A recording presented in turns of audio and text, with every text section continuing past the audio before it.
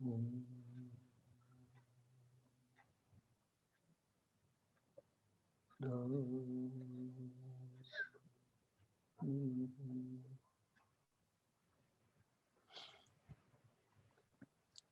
सभी का इस वार्ता में स्वागत है। तो हम लोग जो कल अ, जिस विषय पर चर्चा कर रहे थे, उसके मुख्य बिंदु इस प्रकार से हैं कि जो मनुष्य की जो समस्याएं हैं, मनुष्य जब उन्हें मन से उनका समाधान ढूंढने का प्रयास करता है, तो वह उनका समाधान ढूंढ नहीं पाता है। और उसका कारण है कि ये जो मन है, वो अज्ञान का उपकरण है और उससे उस सत्य को पाया नहीं जा सकता जिसको हम ढूंढ रहे हैं, खोज रहे हैं। और जब तक हम इस सत्य को नहीं ढूंढ लेते, जब तक हम इस जगत के उद्देश्य को और उसकी भविष्य को नहीं जान लेते, और इस प्रकार जब तक हम अपने उद्देश्य को, अपने जीवन के उद्देश्य को, अपनी मनुष्य जाति की नियति को जान नहीं लेते, तब तक हम शांति अथवा आनंद को प्राप्त नहीं कर सकते। और इस सत्य को जानने के लिए हमारे पास जो साधन है, वो है हमारी आत्मा। परंतु जब तक हम आत्म साक्षात्कार प्राप्त नहीं कर लेते, तब तक हमें इस मार्ग पर आगे बढ़ने के लिए एक गुरु की आवश्यकता है, एक सारथी की आवश्यकता है।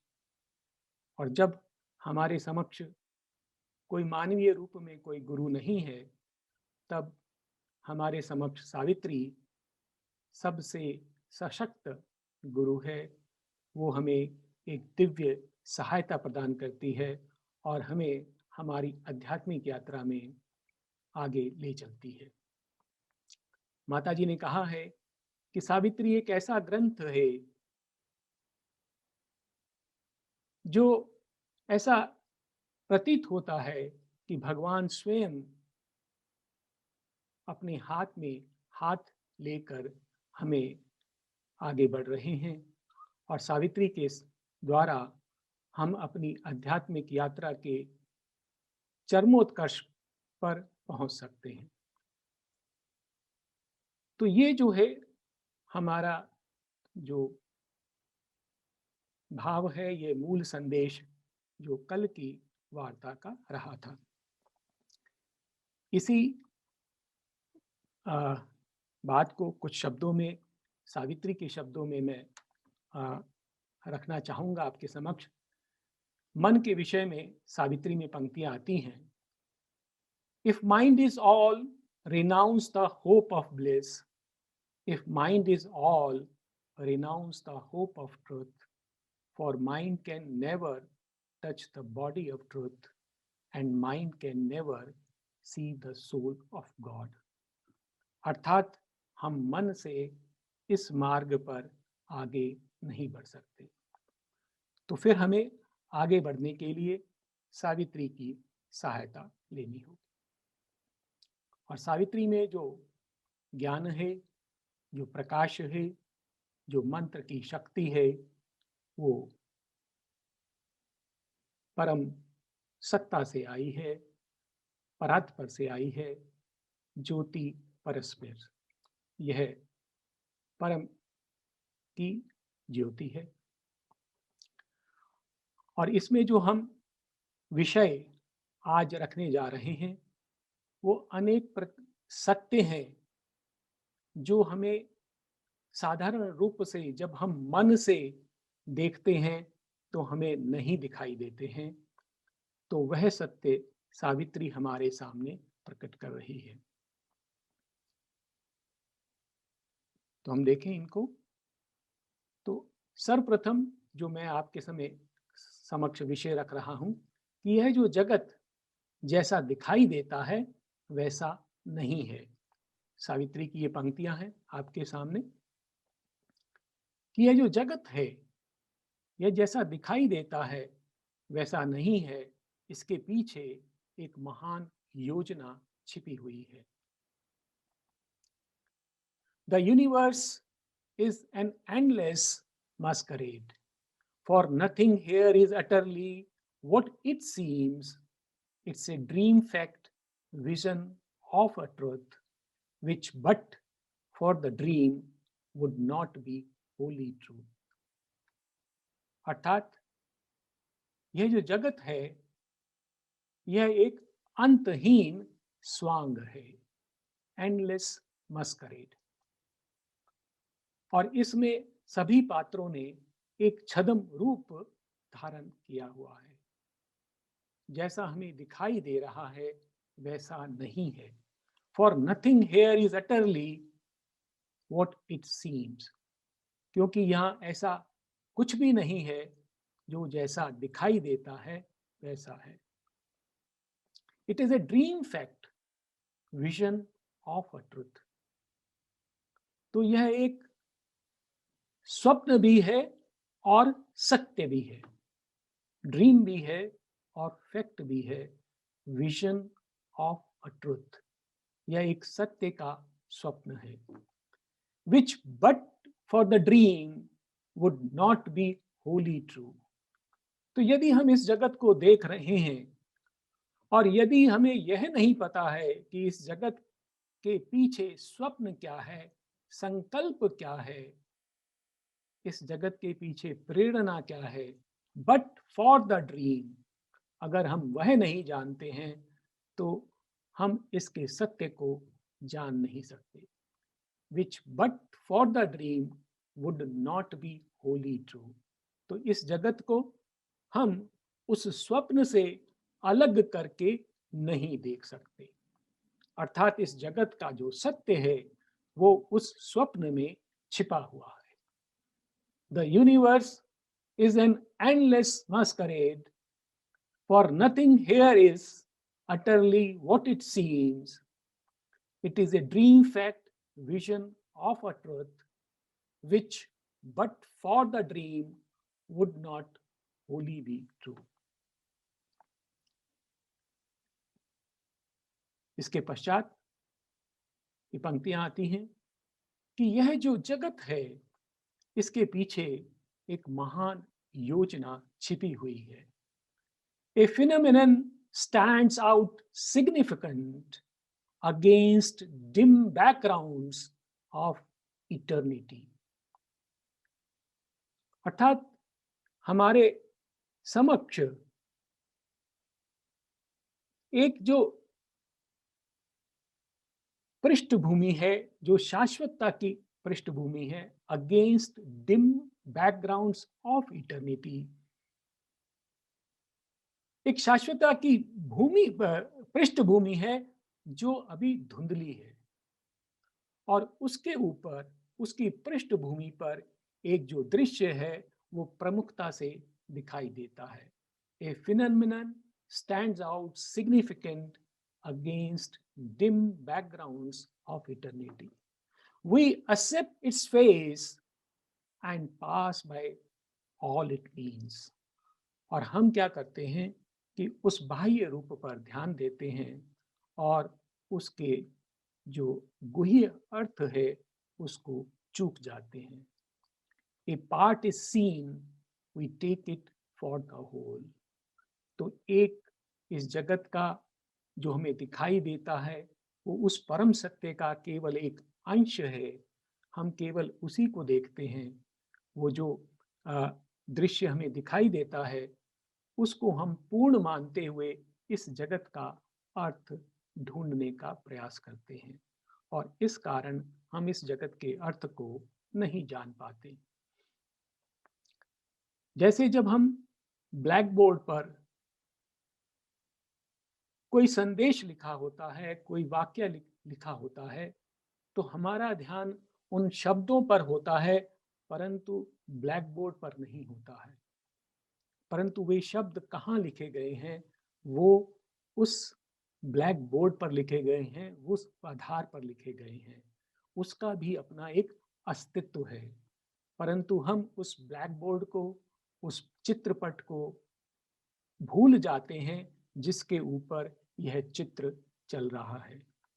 जिस प्रकार जब हम मनुष्य को देखते हैं तो कई बार हम उसके बाह्य आवरण से, उसके वस्त्रों से, उसके हाव भाव से मनुष्य को जानने का प्रयास करते हैं, परंतु उसी मनुष्य के पीछे एक शक्ति है जो कार्य कर रही होती है। उसी शक्ति के पीछे एक विचार होता है, एक योजना होती है, एक संकल्प होता है जिससे वह व्यक्ति कार्य कर रहा होता है। और उसी मन के पीछे, उसी विचारों की श्रृंखला के पीछे एक जीव होता है, एक पुरुष होता है, और उसके पीछे परम सत्ता होती है। तो इस प्रकार से एक के पीछे एक एक सत्ता विद्यमान है, और जब तक हम उनको नहीं जान लेते तब तक हम उस जो बाह्य रूप हमें दिखाई दे रहा है उसको नहीं जान सकते। तो जिस प्रकार से हम मनुष्य के मस्तिष्क में क्या चल रहा है उसको देखे बिना उसके कर्मों को जानने का प्रयास करते हैं और समझ नहीं पाते, उसी प्रकार से इस जगत को हम जब तक नहीं समझ सकते कि जब तक हम उस आधार को, उस बैकग्राउंड को, जो शाश्वतता का बैकग्राउंड है, उसको जब तक हम नहीं साथ लेंगे, उसको नहीं समझेंगे, तब तक हम उस जगत को नहीं समझ पाएंगे, उसके अर्थ को नहीं समझ पाएंगे।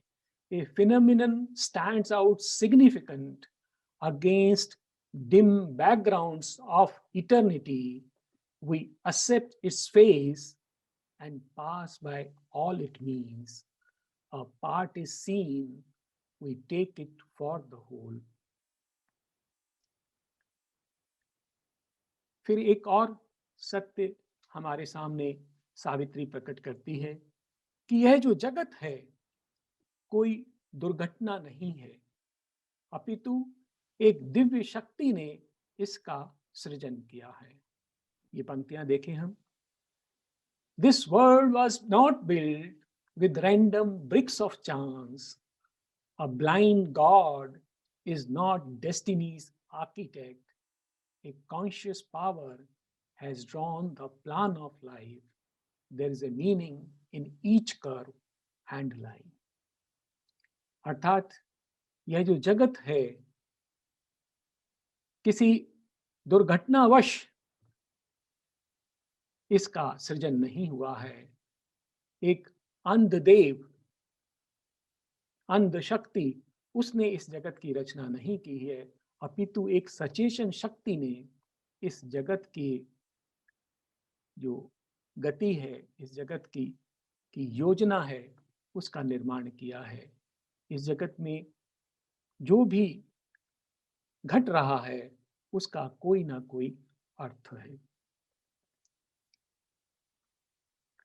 मैं आपके सामने एक एरिक मेटाक्सिस करके एक व्यक्ति हैं जिन्होंने इस जगत के विषय में कुछ तथ्य हमारे सामने रखे हैं कि विज्ञान जो है इस जगत के बारे में क्या कहता है। ये जो वॉल स्ट्रीट जर्नल है उसमें से लिया गया है। 2014 में यह लेख प्रकट हुआ था। उसमें एरिक मैक्टेसिस कहते हैं कि इस जगत में जीवन की उत्पत्ति की अगर हम संभावना को जानने का प्रयास करें तो वह संभावना इस प्रकार से है कि यदि हम एक सिक्के को उछालें और उसमें लगातार एक ही हेड या टेल आता रहे, और ऐसा अगर बिलियन इंटू 10 टाइम्स, अर्थात अगर इतनी बार लगातार हेड्स आए तो इतनी संभावना है इस जगत में प्राण की उत्पत्ति की। 10⁻19 टाइम्स, उसमें से लगातार जब इतनी बार अगर किसी कॉइन को फेंकने से अगर हेड आता है तो इसका अर्थ है इतनी संभावना है यहाँ पर अगर अचानक अपने आप जीवन प्रकट होना चाहे। इसी प्रकार वो कहते हैं कि ये जो तारे हमें दिखाई देते हैं इनके बीच में एक इलेक्ट्रोमैग्नेटिक फोर्स और जो स्ट्रॉन्ग न्यूक्लियर फोर्स है, इसके बीच में एक सामंजस्य होता है। और यदि वो million into billion into 10 times इतने फ्रैक्शन से भी बदल जाए तो तारा नहीं बन सकता। अर्थात वो कह रहे हैं the greatest miracle of all time without any close second, अर्थात ये सबसे बड़ा आश्चर्य है, इसके इसके समीप और कोई दूसरा आश्चर्य नहीं है, वो यह जगत है। It is the miracle of all times, अर्थात यह जो जगत है, यदि यह एक्सीडेंट है तो ये ऐसा मिरेकल है जो लगभग असंभव है। तो सावित्री क्या कह रही हैं कि a conscious power has built the world. फिर एक और सत्य हमारे समक्ष आता है। सावित्री कहती हैं कि यह संपूर्ण जगत इस प्रकार से है कि स्वयं वासुदेव यह जगत बन गए हैं और स्वयं भगवान ने ही अपने आप को इस जगत में प्रकट किया है। अर्थात इस जगत में ऐसा कोई जीव नहीं है, ऐसा कोई पदार्थ नहीं है, ऐसी कोई सत्ता नहीं है जिसमें भगवान स्वयं विद्यमान ना हो। ये पंक्तियां देखिए। All here, where each thing seems its lonely self, are figures of the soul transcendent one. अर्थात इस जगत में ऐसी कोई भी सत्ता जो अपने आप में भिन्न दिखाई देती है, स्वतंत्र दिखाई देती है, all here where each thing seems its lonely self are figures of the soul transcendent one, अर्थात वो परम एक का ही विभिन्न रूप है, उसी की अभिव्यक्ति है।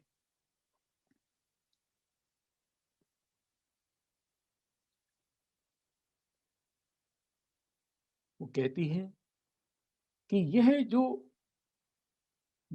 सृष्टा है, वो जो सृष्टि है उसी ने बनाई है, वह सृष्टि भी वही है, सृष्टा भी वही है।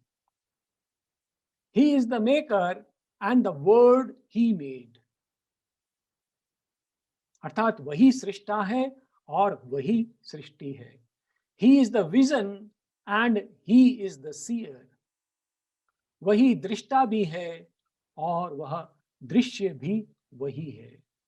He is himself the actor and the act, वही अभिनेता है और वही यह जो खेल चल रहा है वह भी वही है। He is himself the knower and the known, ज्ञाता भी वह स्वयं है और जो जाना जाता है, जो पदार्थ जाना जा रहा है वो भी वही है। He is himself the dreamer and the dream, स्वप्न दृष्टा भी वही है और स्वप्न भी वही है, अर्थात इनमें दोनों में कोई अंतर नहीं है। He has fashioned these countless persons of oneself. He has built a million figures of his power. He lives in all who live in his vast alone. Space is himself and time is only he. अर्थात काल भी वही है, देश भी वही है, आकाश भी वही है।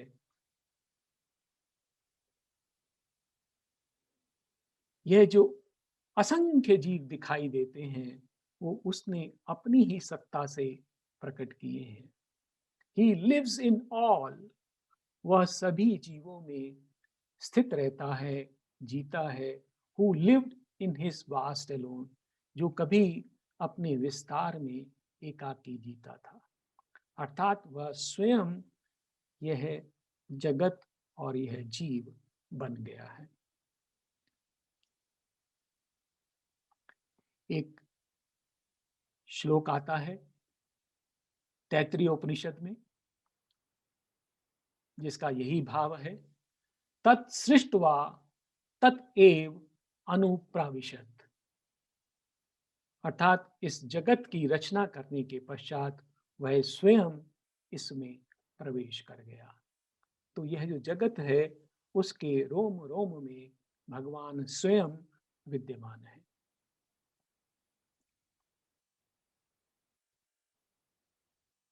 He sleeps in the atom and the burning star. He sleeps in man and God and beast and stone. अर्थात इस जगत में ऐसा कोई पदार्थ नहीं है, ऐसी कोई सत्ता नहीं है जिसमें वह स्वयं विद्यमान नहीं है। एक परमाणु में भी और एक अनंत विशाल तारे में भी, नक्षत्र में भी वही विद्यमान है। वो मनुष्य में भी है, देव में भी है, पशु में भी है और वही किसी पत्थर में भी है। और गीता में इसी भाव से मिलती हुई पंक्तियां आती हैं कि श्री कृष्ण अर्जुन से कहते हैं कि हे धनंजय, इस जगत में ऐसा कुछ भी नहीं है जो मुझसे परे है, और इस जगत में जो कुछ भी है वो सब कुछ मेरे अंतर में इस प्रकार से पिरोया हुआ है जैसे एक सूत्र के अंदर मोती पिरोए गए हैं। मत परतरम नान्यत किंचित अस्ति धनंजय, मयि सर्वम इदम प्रोतम सूत्रे मणि गणा इव। और यही भाव इन पंक्तियों में भी आता है कि इस जगत में जो कुछ भी है वो मैं ही हूं। ऐसा श्री कृष्ण अर्जुन से कह रहे हैं। बहुनाम जन्मनान मनते ज्ञानवान माम प्रपद्यते, वासुदेव सर्वमिति स महात्मा सुदुर्लभ। अर्थात इस जगत में जो कुछ भी है वो स्वयं ईश्वर ही है, ब्रह्म ही है।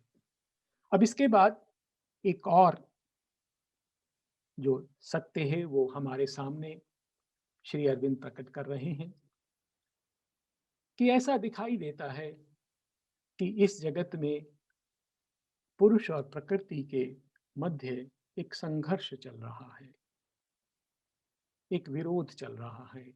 परंतु श्री अरविंद उसको किस प्रकार से हमारे सामने रखते हैं कि यह जो पुरुष और प्रकृति हैं वो दोनों उसी परम एक की दो विधाएं हैं, दो उसके भाग हैं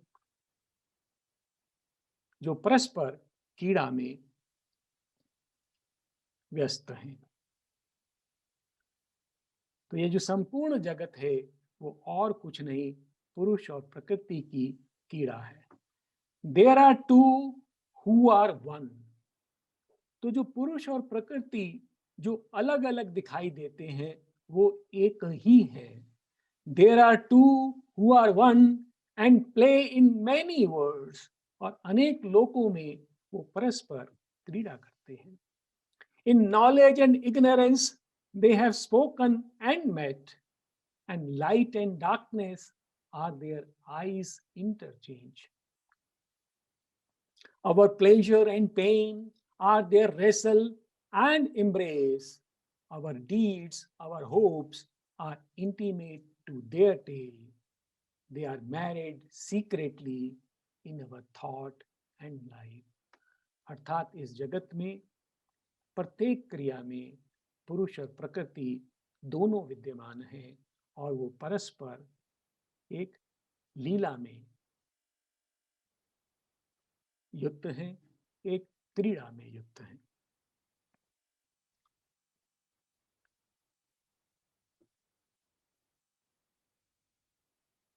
This whole wide world is only he and she. ये संपूर्ण जगत पुरुष और प्रकृति ही है। This is the knot that ties together the stars. तो पुरुष और प्रकृति के बीच में जो संबंध है उसी के कारण से यह तारे जो हैं वो स्थिर रहते हैं। The two who are one are secret of all power. सभी शक्तियां, उनका जो रहस्य है ये दो हैं। The two who are one are the might and right in things. वे दो जो एक हैं वे सभी तत्वों में निहित शक्ति और सत्य है। इसके पश्चात एक और सत्य श्री अरविंद हमारे सामने रख रहे हैं सावित्री के माध्यम से। जैसा कि पहले बताया कि यह जगत कोई आकस्मिक घटना नहीं है, इसे एक कॉन्शियस शक्ति ने, एक सचेतन शक्ति ने इसका निर्माण किया है, इसकी योजना बनाई है। परंतु वह योजना क्या है वो भी हमारे लिए जानना आवश्यक है। तो इस जगत के अंतर में एक दिव्य योजना छिपी हुई है, निहित है। वो योजना क्या है हम देखें। वो योजना है एको अहम बहुश्याम। तो इस जगत को की रचना में भागवत उद्देश्य क्या है वो इन पंक्तियों में व्यक्त होता है कि मैं एक हूं और बहु हो जाऊं। तो हमने देखा कि इस जगत में मल्टीप्लिसिटी है, अनेकानेक जीव हैं, मनुष्य हैं, सत्ताएं हैं, परंतु ये जो बहुरूप हैं, भगवान चाहते हैं कि उन सभी रूपों में मैं भगवान हो जाऊं, अर्थात यह जगती जो है वो दिव्य हो जाए। और यही भाव अनेकों उपनिषद में भी आते हैं।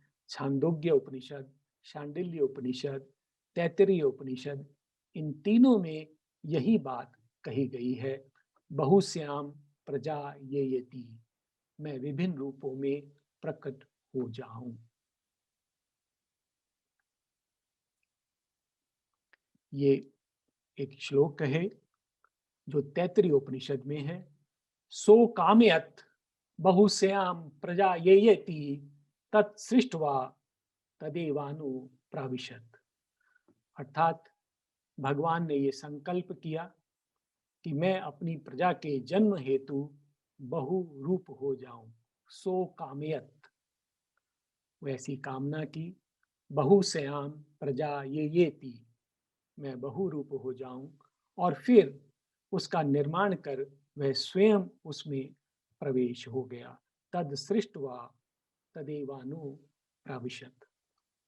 तो यह जो है इस जगत का मूल उद्देश्य है। और इसको हम थोड़ा सा और विस्तार से देख लें कि यह जो भागवत संकल्प है एको अहम बहुश्याम, यही एक वो वाक्य है जिस पे यह संपूर्ण सृष्टि टिकी हुई है। अगर सृष्टि का आरंभ होता है तो इस एक वाक्य से होता है। यही वह संकल्प है जिसके कारण इस सृष्टि की उत्पत्ति हुई है। यही वे संकल्प है जो सृष्टि को गति देता है, दिशा देता है और उद्देश्य प्रदान करता है।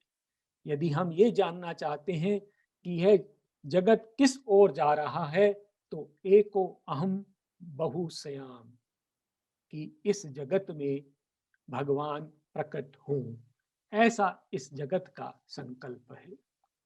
और इस जगत में जितनी भी शक्तियां हैं, चाहे दैवी शक्तियां हो अथवा आसुरी शक्तियां हो, वे सभी केवल और केवल इसी संकल्प को सिद्ध करने के लिए कार्य करती हैं। हमें कई बार ऐसा लग सकता है कि जो आसुरी शक्तियां हैं वो भागवत संकल्प के विरोध में कार्य करती हैं, परंतु ऐसा नहीं है। श्री अरविंद कहते हैं कि इस जगत में ऐसी कोई भी सत्ता नहीं है जो भागवत संकल्प का विरोध करती हो, अपितु सभी शक्तियां उस संकल्प को शीघ्र अतिशीघ्र अभिव्यक्त करने के लिए कार्य करती हैं। और इसके साथ साथ जो हमारी आत्मा है उसका भी संकल्प और कुछ नहीं है, केवल एक ही संकल्प है कि वो भागवत संकल्प को पूर्ण करे। अर्थात हम भगवान के वो कर्मी हैं, कर्म योद्धा हैं, जो इस जगत में आए हैं और उस भगवान के संकल्प को पूरा करना हमारे जीवन का उद्देश्य है। तो इस प्रकार से यदि हम अपने जीवन को जानना चाहते हैं, यदि हम आसुरी और देवी शक्तियों को जानना चाहते हैं, यदि हम इस सृष्टि की गति को जानना चाहते हैं, तो केवल एक वाक्य है, एको अहम् बहुसयाम, जो हमें इन सभी की दिशा को बताता है।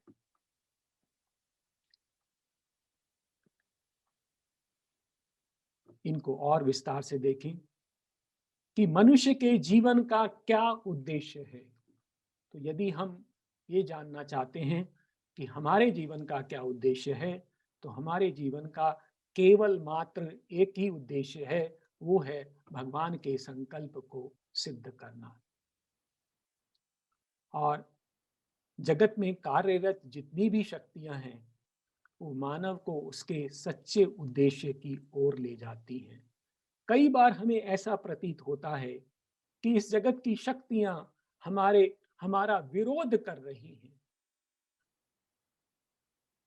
हमें आगे नहीं बढ़ने दे रही हैं, हमारे कार्य में, हमारे मार्ग में अवरोध पैदा कर रही हैं। परंतु यह हमारा अज्ञान है। हमारे दो प्रकार के संकल्प होते हैं, एक हमारे आत्मा का संकल्प होता है, एक हमारे सतही मन का संकल्प होता है, हमारे अहंकार का संकल्प होता है। और ये शक्तियां जो हैं वो हमारे आत्मा के संकल्प को सहारा देती हैं, उसको सिद्ध करती हैं, ना कि हमारे सतही मन के अथवा अहंकार के संकल्प को। और जब हम अपने मन में स्थित रहते हैं तो हम ऐसा पाते हैं कि ये शक्तियां हमारा विरोध कर रही हैं। अन्यथा इस जगत में ऐसी कोई शक्ति नहीं है जो हमारी आत्मा का विरोध करती है। और जब हम अपने सतही मन से हम भागवत संकल्प के लिए कार्य करने की अपेक्षा अपनी जो सामान्य कामनाएं हैं उनको पूर्ण करने के लिए कार्य करते हैं, तो इस मार्ग में अवरोध आते हैं और यह विसंगति ही हमारे दुख का मुख्य कारण है।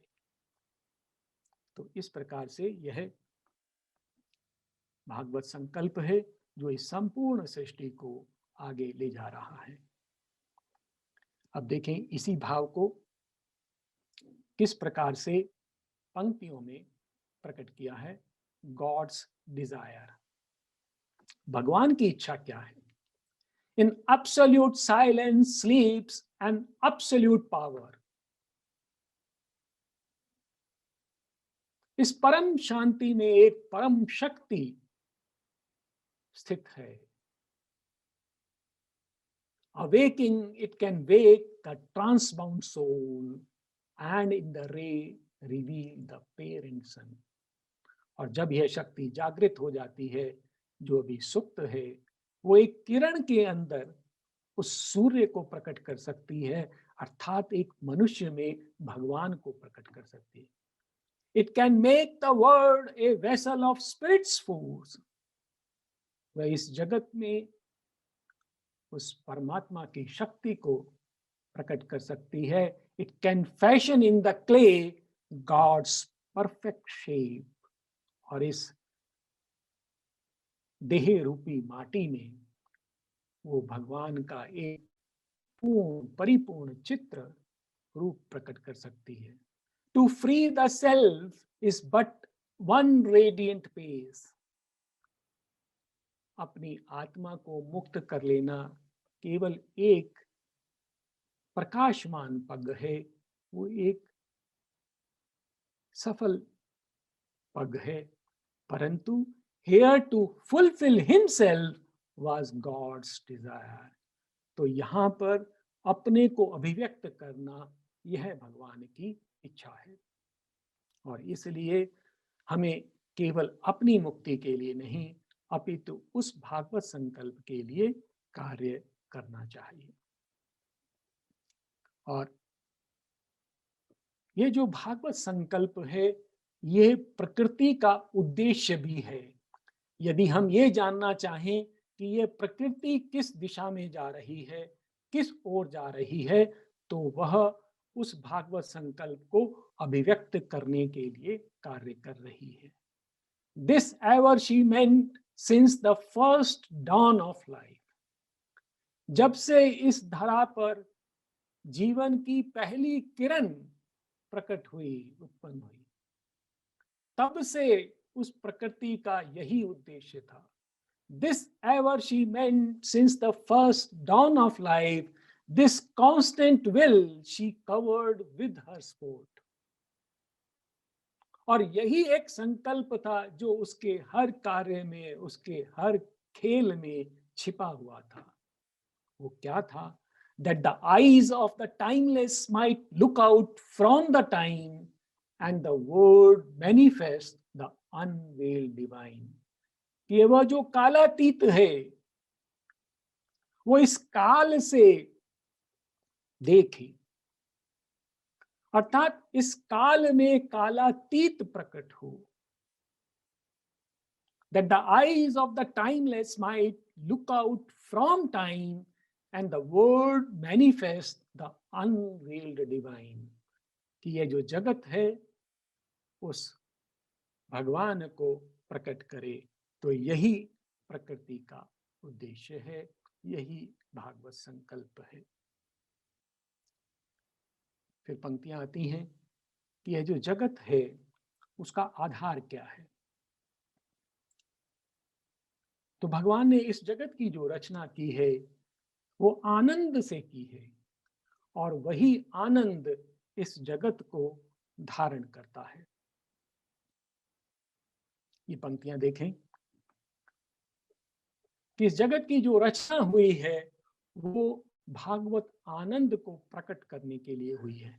A mute delight regards times countless works.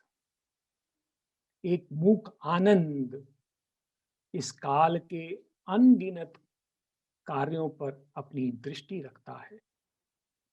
A mute delight regards time's countless works. To house God's joy in things space gave wide room. तो यह जो आकाश है उसने अपने को प्रस्तुत किया, किस लिए? टू हाउस गॉड्स जॉय, भगवान के आनंद को धारण करने के लिए उसने अपने को प्रस्तुत किया, प्रकट किया।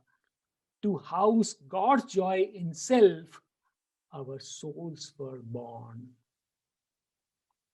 और हमारी आत्माएं भी इसीलिए उन्होंने जन्म लिया कि हम भगवान के आनंद को प्रकट कर सकें। अर्थात हमारे जीवन का उद्देश्य भी यहाँ पर स्पष्ट होता है। ये कुछ और पंक्तियां देखें कि ना केवल यह जो आनंद है इस जगत को जन्म देता है, अपितु यही आनंद इस जगत को धारण करता है, बनाए रखता है। A secret air of pure felicity, deep like a sapphire heaven, our spirits breathe. तो एक ऐसा आनंद है, पवित्र आनंद, जो हमारी आत्माएं उसका आस्वादन लेती हैं। A secret air of pure felicity, deep like a sapphire heaven, our spirits breathe, our hearts and bodies feel its obscure call. हमारा हृदय, हमारा देह इस परम आनंद की पुकार को सुनता रहता है। Our senses grope for it and touch and lose. हमारी इंद्रियां हैं इसको खोजती रहती हैं, इसको स्पर्श करती हैं और फिर छोड़ उसको उनके हाथों से वह छूट जाता है। If this withdrew, the world would sink in the void. अगर यह आनंद पीछे हट जाए तो यह जगत समाप्त हो जाएगा। If this were not, nothing could move or live. यदि यह आनंद नहीं होता तो इस जगत में कोई भी जीव, कोई भी सत्ता जी नहीं सकती थी। A hidden bliss is at the root of things. यह जो दिव्य आनंद है, जो अदृश्य है, वही इस जगत का आधार है। बहुत सुंदर पंक्तियां हैं, एक बार और पढ़ देता हूं। A secret air of pure felicity, deep like a sapphire heaven, our spirits breathe, our hearts and bodies feel its obscure call, our senses grope for it and touch and lose. If this withdrew, the word would sink in the void. If this were not, nothing could move or live. A hidden bliss is at the root of things. फिर देवताओं के विषय में है कि यह जो देवता हैं, जो प्रभु की शक्तियां हैं, वो क्या हैं, वो क्या करती हैं।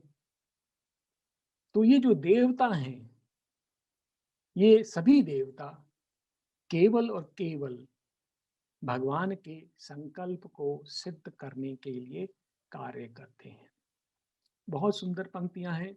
देवों के विषय में हमारी अनेक धारणाएं हैं, उन सब को चुनौती देते हुए, उन सब को ठीक से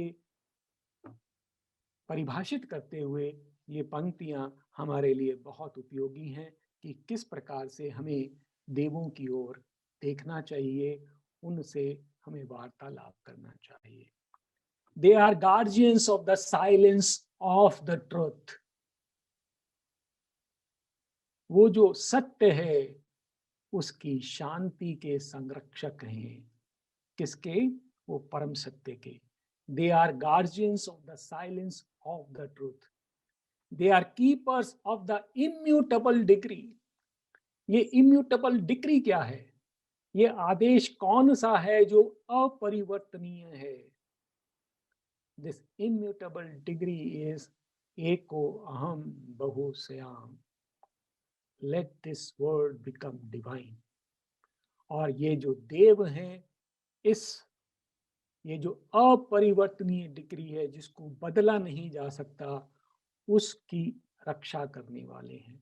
दे are keepers of the immutable decree. अर्थात देवों का जो उद्देश्य है, जो भागवत संकल्प है, उसको चरितार्थ करना। और देखिए देवों का स्वभाव कैसा है। बहुत सुंदर पंक्तियां हैं, हमारी सोच को पूर्ण रूप से बदल देंगी। At peace regarding the trouble beneath the stars. वो देव ऊपर स्थित हैं और जब वो तारों के नीचे इस जगत के संघर्ष को देखते हैं तो वो शांत रहते हैं। At peace regarding the troubles beneath the stars, deathless, वो अमर हैं। Watching the works of death and chance, वो मृत्यु और देव योग के कार्य को देख रहे हैं। Immobile, वो निश्चल हैं। Seeing the millennium pass, सहस्रों युग उनकी दृष्टि के सामने से बीतते जाते हैं। Untouched while the long map of fate unrolls, और जब नियति का चक्र चलता है तो उससे वह तटस्थ रहते हैं, अनछुए रहते हैं। They look on our struggle with impartial eyes. और जब हम इस जगत में संघर्ष कर रहे होते हैं, अपने छोटे छोटे संकल्पों को, कामनाओं को सिद्ध करने का प्रयास कर रहे होते हैं। और यह जो जगत की शक्तियां हमारा विरोध करती हैं, उस समय यह जो देव हैं निष्पक्ष दृष्टि से इस दृश्य को देखते रहते हैं। And yet without them cosmos could not be, और उनके बिना यह जगत आगे नहीं बढ़ सकता। तो इस प्रकार के ये देव हैं। At peace regarding the trouble beneath the stars, deathless watching the works of death and chance, immobile seeing the millennium pass, untouched while the long map of fate unrolls, they look on our struggle with impartial eyes. अर्थात हमारे कष्ट से, हमारे संघर्ष से उनको कोई अंतर नहीं पड़ता है। And yet without them cosmos could not be. और ये पंक्तियां और भी महत्वपूर्ण हैं। Immaculate in self knowledge and self power, calm they repose on the eternal will. वो अपने ज्ञान में, अपनी शक्ति में दोष रहित हैं। Immaculate in self-knowledge and self-power, calm they repose on the eternal will. वो किस पर आधारित हैं? वो शाश्वत संकल्प पर आधारित हैं। Only his law they count and him obey. वो केवल उस परम के विधान को स्वीकार करते हैं, उसी का अनुसरण करते हैं। They have no goal to reach, no aim to serve. उनका अपना कोई लक्ष्य नहीं है, कोई उद्देश्य नहीं है। और फिर ये और महत्वपूर्ण पंक्तियां देवों के विषय में। Implacable in their timeless purity, वो अतोषणीय हैं, उनको किसी भी प्रकार से लुभाया नहीं जा सकता है। Implacable in their timeless purity, all barter or bribe of worship they refuse. हम उनको कोई भी प्रलोभन दें, किसी भी प्रकार की अर्चना करें, वे सभी अस्वीकार कर देते हैं। Unmoved by cry of revolt and ignorant prayer, हमारे विरोध से और हमारी अज्ञ प्रार्थनाओं से वो विचलित नहीं होते हैं। Unmoved by cry of revolt and ignorant prayer, they reckon not our virtue and our sin. वे हमारे पुण्यों की और पापों की गणना नहीं करते हैं। अर्थात हमारी किसी भी प्रार्थना का, किसी भी प्रकार के प्रलोभन का, किसी भी पुकार का उनके उद्देश्य पर कोई असर नहीं पड़ता है। और ये बहुत सुंदर पंक्तियां हैं, थोड़ा सा हटकर हैं। इन पंक्तियों का हम संदर्भ देखें कि यद्यपि वो निष्पक्ष, निश्चल, आकाश में स्थित इस जगत के चक्र को देखते रहते हैं, परंतु वे आवश्यकता पड़ने पर हस्तक्षेप करते हैं। और किस प्रकार से हस्तक्षेप करते हैं? बहुत सुंदर पंक्तियां हैं। इन पंक्तियों का संदर्भ हम जान लेते हैं पहले, वो किस प्रकार का संदर्भ है। इन पंक्तियों का संदर्भ इस प्रकार से है कि सावित्री अपने पिता की इच्छा के अनुसार अपने लिए एक सुयोग्य वर खोजते हुए शाल देश की सीमा पर स्थित एक वन में प्रवेश करती हैं। वह वन बहुत सुंदर है, मनमोहक है। उसमें सावित्री मंत्रमुग्ध हैं और अपने रथ पर सवार होकर आगे बढ़ती जा रही हैं। और वह अपने सतही मन में स्थित हैं, अपने जो आत्म संकल्प से अपनी आत्मा की जो आवश्यकता से वो अभी अनभिज्ञ हैं।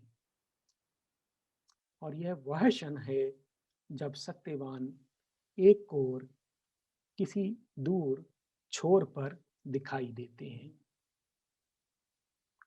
और ऐसा संभव था कि सावित्री का ध्यान सत्यवान पर नहीं जाता और वह उनका रथ आगे बढ़ जाता और वह आगे निकल जाती, परंतु देवों को यह स्वीकार नहीं था।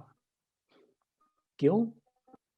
क्योंकि यही वो क्षण था जिससे इस धरा का जीवन बदलने वाला था। और इस प्रकार देवों ने, जो बिल्कुल सचेत थे उस क्षण के प्रति, उन्होंने समय रहते हस्तक्षेप किया और सब कुछ बदल गया। ये पंक्तियां देखिए कितनी सुंदर हैं कि किस प्रकार से जो देव हैं हमारे जीवन में आवश्यकता पड़ने पर जो हमारे आत्मा का संकल्प है उसकी ओर हमें मोड़ देते हैं। कई बार हम देखते होंगे कि हमारे जीवन में कई दुर्घटनाएं होती हैं अथवा कोई उत्तम घटनाएं भी होती हैं जो हमारे जीवन को बदल देती हैं, हमारे जीवन की यात्रा को बदल देती हैं, जीवन के मार्ग को बदल देती हैं, जीवन के लक्ष्य को बदल देती हैं। यदि हम पीछे मुड़ के देखें तो वो हमारे कारण नहीं होता है, वो कहीं कोई ऊपर से हस्तक्षेप होता है और हमारा जीवन बदल जाता है। यही इन पंक्तियों का भाव है। A look, a turn decides our ill poised fate. एक दृष्टि, एक मोड़ हमारा जीवन निश्चय करती है। A look, a turn decides our ill-poised fate. So might she have passed by on chance ignorant roads, missing the call of heaven, losing life's aim. But the gods touched in time her conscious soul. ऐसा संभव था कि सावित्री चूक जाती और आगे बढ़ जाती, परंतु देव जो भागवत संकल्प को या चरितार्थ करने के लिए निरंतर सचेत रहते हैं, उन्होंने हस्तक्षेप किया। So might she have passed by on chance ignorant roads, missing the call of heaven, losing life's aim, but the God touched in time her conscious soul, her vision settled. और सावित्री की दृष्टि सत्यवान पर पड़ती है, caught and all was changed. और जैसे ही वो सत्यवान को देखती हैं उनका भाग्य बदल जाता है, इस धरा का भाग्य बदल जाता है और उसके द्वारा इस जगती का भाग्य बदल जाता है। तो समय हो गया है, मेरे पास और पंक्तियां भी हैं, परंतु हम मेरे अनुसार इसको यहाँ पर समाप्त करना चाहिए। मैं एक बार इन पंक्तियों को और पढ़ देता हूँ और उसके बाद आपसे इजाजत लूंगा। A look, a turn decides our ill-poised faith. आप अपने जीवन को गौर से देखिए, ऐसी घटनाएं आपको मिलेंगी जब एक दृष्टि या एक निर्णय ने आपका जीवन बदल दिया होगा, और वो क्षण होते हैं जब देव हस्तक्षेप करते हैं। A look, a turn decides our ill poised fate, so might she have passed by on chance ignorant roads, missing the call of heaven, losing life's aim, but the God touched in time her conscious soul, her vision settled, thought and all was changed. तो मैं यहाँ पर समाप्त करूंगा।